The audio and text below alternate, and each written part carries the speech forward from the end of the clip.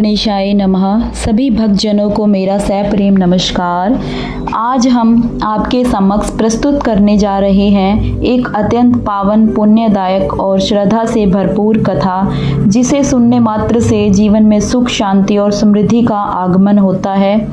इस कथा को मन, वचन और कर्म से श्रद्धा पूर्वक सुने और अंत में कथा का पुण्य सभी के जीवन में सुख, स्वास्थ्य और शुभकामनाएं लेकर आए, यही हमारी प्रार्थना है। तो चलिए कथा प्रारंभ करते हैं। आज मैं आपको मंगलवार व्रत कथा सुनाने जा रही हूँ। इस व्रत में हनुमान जी की पूजा करनी चाहिए और इस व्रत की जो विधि है उसमें हमें गुड़ और गेहूं का ही भोजन करना चाहिए। एक बार ही भोजन करें, नमक नहीं खाना चाहिए। इस दिन लाल पुष्प चढ़ाएं, लाल वस्त्र ही धारण करें और अंत में हनुमान जी की पूजा करें और ये कथा जरूर सुनें। एक निसंतान ब्राह्मण दंपति काफ़ी दुखी थे।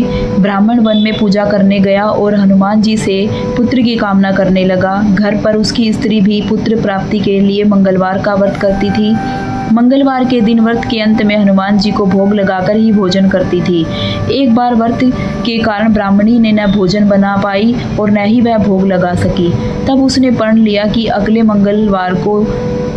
मंगल को ही भोग लगाकर अन्न ग्रहण करेगी। भूखे प्यासे 6 दिन के बाद मंगलवार के दिन तक वह बेहोश हो गई। हनुमान जी उसकी निष्ठा और लगन देखकर प्रसन्न हो गए।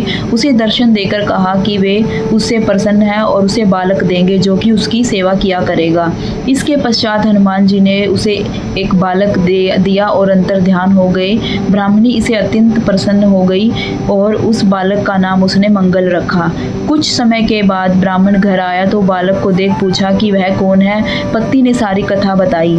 पत्नी की बातों को छल पूर्ण जान ब्राह्मण ने सोचा कि उसकी पत्नी व्यभिचारिणी है।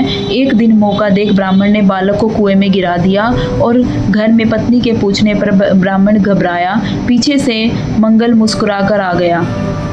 ब्राह्मण आश्चर्यचकित रह गया। राज को हनुमान जी ने अपने सपने में सब कथा बताई तो ब्राह्मण अति हर्षित हुआ। फिर वह दंपति मंगल का व्रत रखकर आनंद का जीवन व्यतीत करने लगे। जय जय बजरंगबली। आपको यह कथा अच्छी लगे तो कृपया चैनल को सब्सक्राइब करें और इसे दूसरों तक पहुंचाएं ताकि हर घर में भक्ति की गंगा बहे।